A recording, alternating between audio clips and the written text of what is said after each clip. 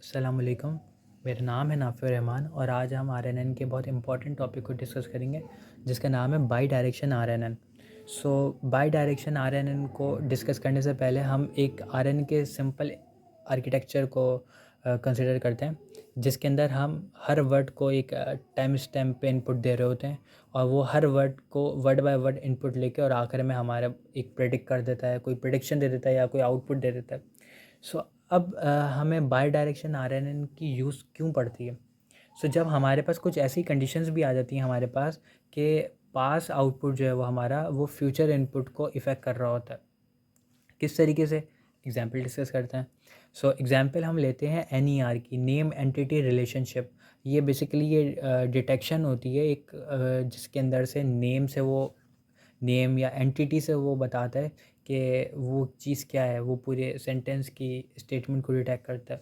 हमारे पास सेंटेंस है, I love Amazon, it's a great web.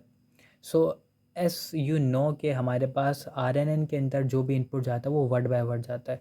पहले आई लव अमेज़ॉन, जब इतना इनपुट जाएगा तो वो प्रेडिक्शन एनईआर में क्या प्रेडिक्शन आ जाएगी कि क्या वो हो सकता है कि वो लोकेशन हो या वो हो सकता है कंपनी हो, क्योंकि अमेज़ॉन कंपनी भी है और अमेज़ॉन एक रिवर भी है। आगे का जो भी हमारा फ्यूचर था, it's a great web, future के सेंटेंस को आने से पहले ही उसने ये प्रेडिक्ट कर दिया।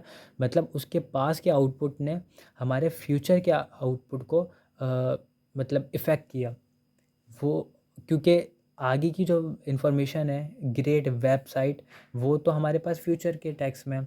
इस टाइप के जो प्रॉब्लम्स आती हैं उनको टैकल करने के लिए हम बाई डायरेक्शन आरएनएन को यूज़ करते हैं। बाई डायरेक्शन आरएनएन के अंदर एबिलिटी होती है कि वो बोथ साइड से इनपुट को प्रोसेस करे, जिसकी वजह से वो फ्यूचर के वर्ड्स को भी देख सकता है और वो इनपुट के वर्ड्स को भी देख सकता है। अब हम देखते हैं कि बाई डायरेक्शन आरएनएन काम कैसे करता है। तो वो दो बेसिकली ये दो आरएनएन को यूज़ करता है। एक आरएनएन फॉरवर्ड को प्रोसेस करता है, फॉरवर्ड इनपुट को प्रोसेस करता है। दूसरा आरएनएन बैकवर्ड प्रोसेस करता है, यानी राइट से चलता है और एक लेफ़्ट से चलता है। आखिर में फिर ये दोनों कनकैटिनेट करके फिर हमारे पास आउटपुट आता है। अब हम डिस्कस करते हैं कि हमारे पास अमेज़ॉन द बेस्ट वेबसाइट।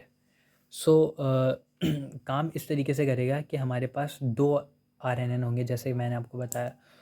एक आरएनएन हमारे पास ये होगा जो कि यहाँ से प्रोसेस करे डेटा को, अमेज़ॉन द बेस्ट वेबसाइट। यहाँ जाएगा हमारे पास अमेज़ॉन, यहाँ जाएगा इसमें द बेस्ट वेबसाइट। यहाँ से जब इनपुट हमारे पास प्रोसेस होगा, फिर एक और हमारे पास लेयर होगी जो कि राइट से हमारे पास जा रही होगी, जिसके अंदर हमारे पास सारा डेटा राइट से जा रहा होगा। इसके अंदर पहले वेबसाइट जाएगा, फिर बेस्ट, फिर द और फिर अमेज़ॉन, और ये आपस में दोनों इनपुट आपस में कॉन्केटिनेट होंगे लास्ट में। ये y1 y2 y3 और ये y4, क्योंकि ये आपस में कंपेयर करेंगे कि कौन कौन से चीज़ें थी जो लेयर के स्टार्टिंग में मिली और लेयर के एंडिंग में मिली, और वो कनकैटिनेट होके एक कंक्लूजन पर पहुंचेंगे और फिर वो हमारे पास रिजल्ट देंगे।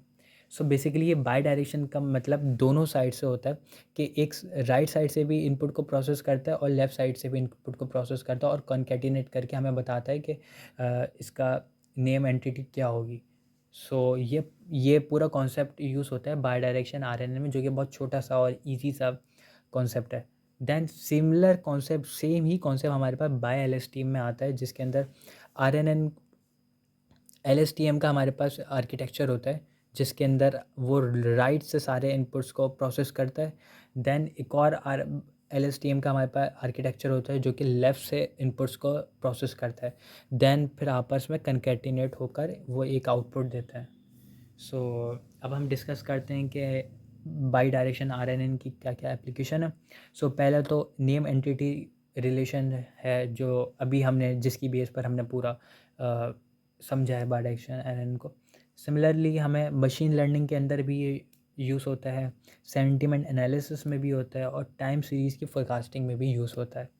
अगर हम ड्रॉबैक की बात करें तो सबसे पहली चीज़ हमारे पास आ जाती है कॉम्प्लेक्सिटी, क्योंकि जहाँ हमारे पास 4 लेयर आ रही थी और वहीं के बजाय हमारे पास डबल हो गया, मतलब 8 लेयर्स हो गई आरएनएन की। सो जिसकी वजह से कॉम्प्लेक्सिटी बहुत ज़्यादा बढ़ जाएगी और ओवरफिटिंग के चांसेस तो हैं ही, क्योंकि जब डबल लेयर आ रही है और सेम इनपुट को 2 लेयर प्रोसेस कर रही हैं तो ओवरफिटिंग के आने के तो चांसेस होते हैं।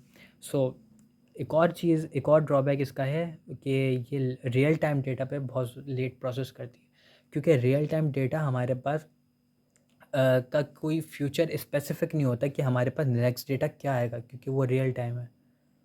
सो उस काम के लिए फिर हम सो उस रियल टाइम की डिटेक्शन काफ़ी लेट हो जाती है, क्योंकि जब तक हमारे पास फ्यूचर का कोई टेक्स्ट नहीं आएगा तो हमारे पास बाई डायरेक्शन की जो लेफ़्ट साइड वाली लेयर है वो प्रोसेस नहीं कर पाएगी, तो जिसकी वजह से हमारे पास आउटपुट बहुत लेट हो जाता है। सो ये एक कॉन्सेप्ट था बाई डायरेक्शन आरएनएन का, जो इसमें हमने बाई एलएसटीएम पढ़ा, बाई डायरेक्शन आरएनएन पढ़ा। उम्मीद करता हूँ आप लोगों को समझ आया होगा। Thank you so much.